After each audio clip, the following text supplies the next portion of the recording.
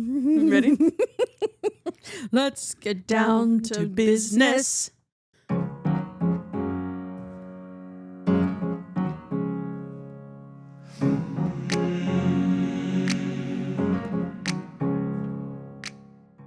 morning, Dee. Morning.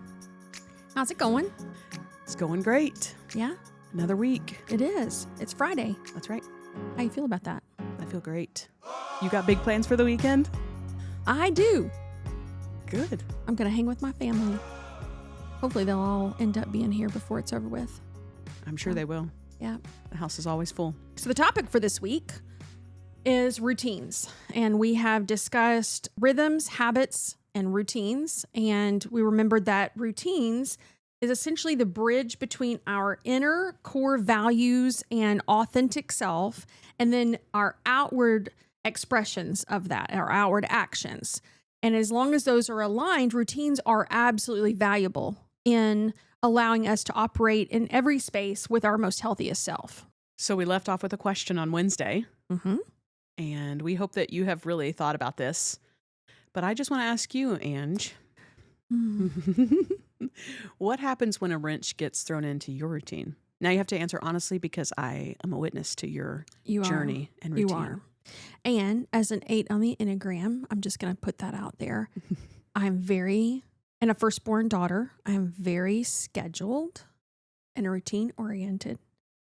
And a confession here on the morning share on this Friday will be, I'm quite irritable when my routine is messed up. Yeah. Do you think that like when a wrench is thrown into your routine that you feel out of control? Oh, absolutely. Absolutely. Yeah. And then that's what breeds the irritability, because then I feel off kilter. So yeah, I'm working through this. This is a ongoing evolutionary process. Sure. So what about you? I think my reaction to or disruption in routine is similar to everything else. I think that it's like I power down and I'm numb or I dig my heels in and I don't adjust. I'm thinking about specifically like if I know I've planned out the week and then someone is like, let's do this last minute. Yeah. I'm like, that wasn't in the schedule. Yes. So I don't pivot. Yes. Which is so sad because I'm missing out on life. I see that oftentimes we've seen disruptions happen in routines on like a global scale throughout COVID. That was a major disruption in everybody's schedule. I mean, it really did touch everybody. Yeah. And so you saw what happened within all kinds of contexts, whether it was in the home and children were now trying to scramble and do school online and what that meant for parents. It also, I witnessed tons of relationships, marital relationships within the home that really struggled. Right.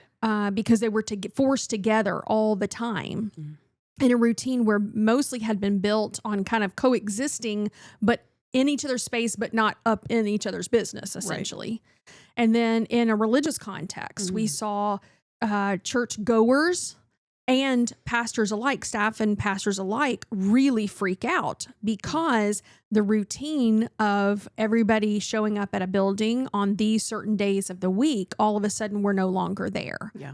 And so you just saw that on a grand scale. And I think in that, you begin to see that the motivation for the routine to begin with is revealed when it is disrupted. Wow.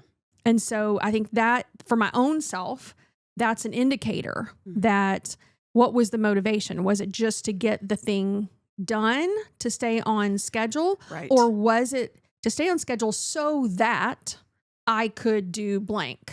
Is our routine, is it serving us or are we serving the routine? Yes. And that's a valuable kind of check-in question for ourselves. And so then I think what I hear you saying is that even the disruption is what is necessary to awaken us to our motivation. Yeah, I would even say it's a gift. I think the beauty of disruption is to give us an opportunity to say, is this still working? Yeah. Why am I doing the things I'm doing? And are they serving what my real genuine goals are? And we either heed those or we pick right back up, kind of and staunch and dig our heels in and turn more into we're just going to do what we want to do no matter what, because it's too much to try to think of doing something different. Yes. So, Which reminds me of how we broke down the difference between having a routine that serves us well or having a routine that becomes rigid, yes. which is what I just explained. Right. That I'm too worried about sticking to my routine than I am to allowing for those opportunities. Yeah. And I think you made a good point earlier was that rigidity, really, you can only be broken by rigidity. Whereas if we are willing to allow the disruptions to come and we take time to reevaluate, we're able to bend and not completely break. So I think that's a great example. Yeah. So one point that I think is so important to realize here is that disruptions in routine offers us a chance at cultivating and developing resilience. And resilience is something that's so important. And I think maybe a little bit of a lost art as we go, as generations go on. I was thinking about this earlier, that the resilience that we see in our grandparents. absolutely.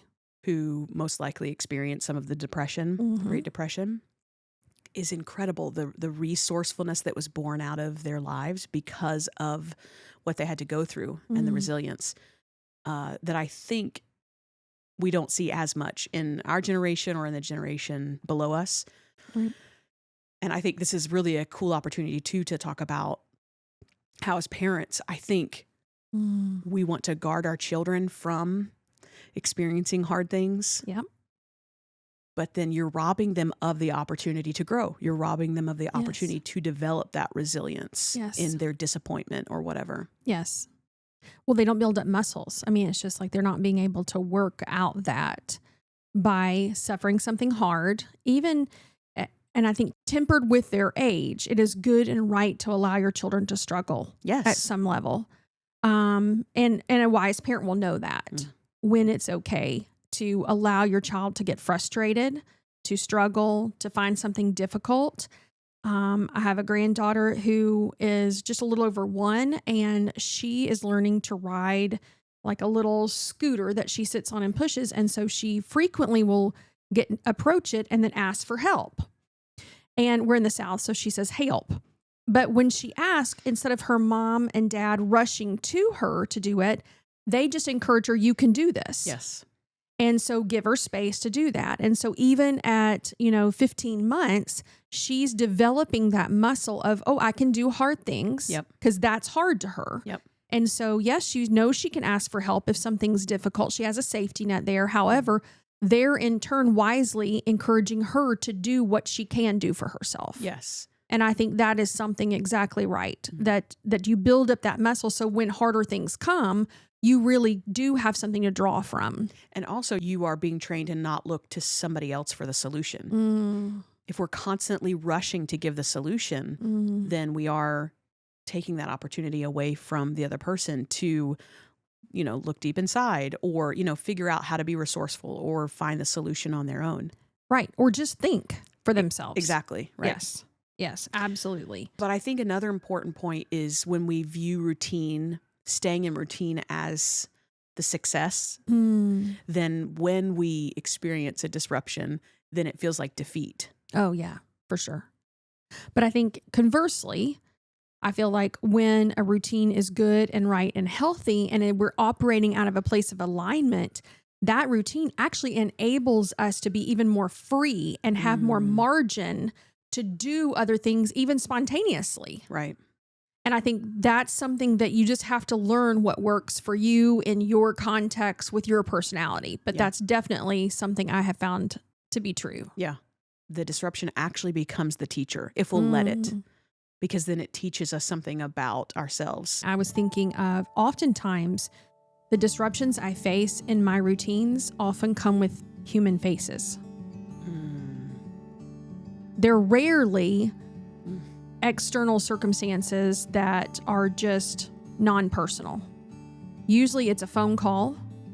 it's either somebody, a friend or a family member, or somebody walks in my house and wants me to do something with them. So usually the disruption is wearing a face, and that can't ever be wrong. So I feel like for me to be able to, in that moment, not see that human being or that opportunity as a disruption, rather see it as an opportunity. That's Whereas right. I think if you're talking in terms, non-personal terms, it is I can be more irritable at Yes, that. That seems a absolutely. little more justified.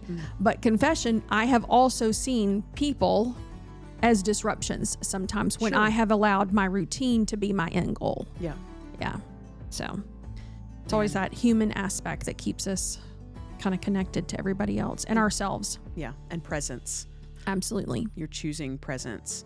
Choose flexibility over frustration. Yeah. I love this too. So I think we need to trust more that the interruptions are shaping us than that easy flow of routine. Say that again. Good grief. We're hitting hard today. Yeah. Say it again. Trusting that who you are becoming is shaped more in the interruptions than in the easy flow of routine. Wow.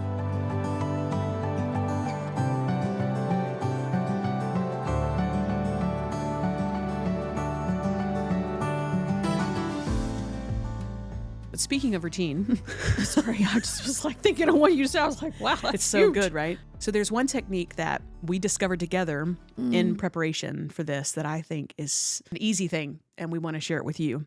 But this technique is called habit stacking, and it is attaching a new routine to an already existing one that you have. Right.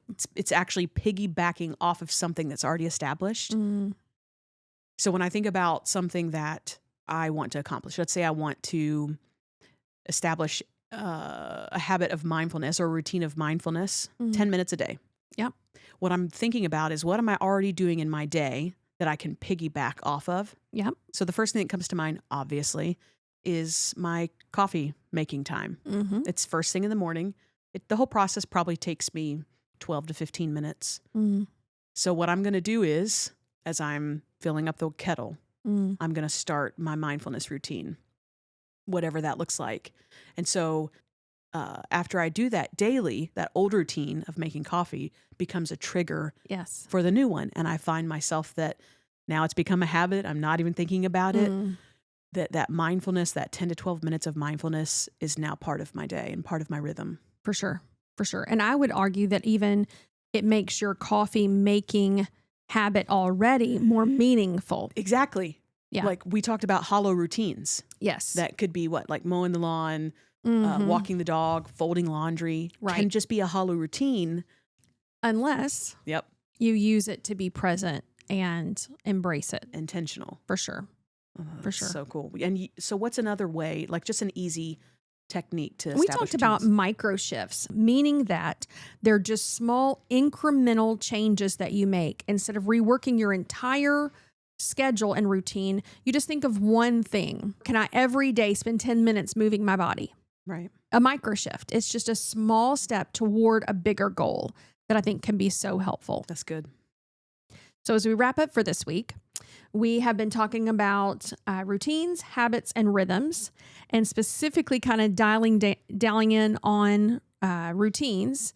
Again, that there are bridges in between our internal and our external actions, internal motives and beliefs, external actions. Yeah. Monday, we broke down and we kind of laid a foundation that routines are intentional practices that we do on purpose. So then on Wednesday, we talked about the tension and how we can balance between walking through routines without it turning into rigidity, and then kind of creating this discord and uncomfortableness between us and what we really want to accomplish.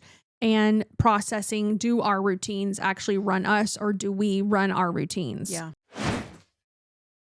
So resources this week, we have spent time and developed a framework breaking down all the things that we have talked about this week. We start out with how to discover your core values. And then secondly, how to use the two questions we talked about this week, specifically, Who do I want to be and what do I want to do? We hope it's going to help you, and you can download that free on our website.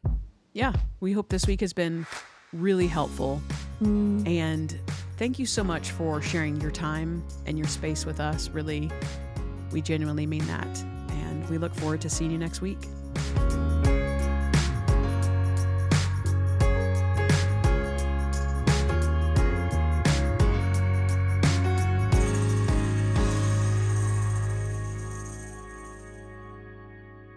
And so today we've come face to face with disruption in our routines. And we had some deeper thoughts that I would just like to read. Sure. Life doesn't always honor our schedules, but in those interruptions, we meet resilience. Disruption is not the end of routine. It's the test of it. It's the moment that reveals whether our practices are brittle habits of control or flexible rhythms of alignment. The why of it all is this: routines that resurrect us don't just keep us productive, they keep us alive. They create space for us to live with authenticity, joy, and presence. They hold us steady when the ground shakes. They remind us that the goal is not to do more, but to become more of who we already are. And when disruption comes, and it always will, resilient routines invite us to realign, not retreat, to bend, not break, to see every interruption as an opportunity to return to ourselves and to the life we're called to live. Wow. Great thoughts. Isn't that good? So good.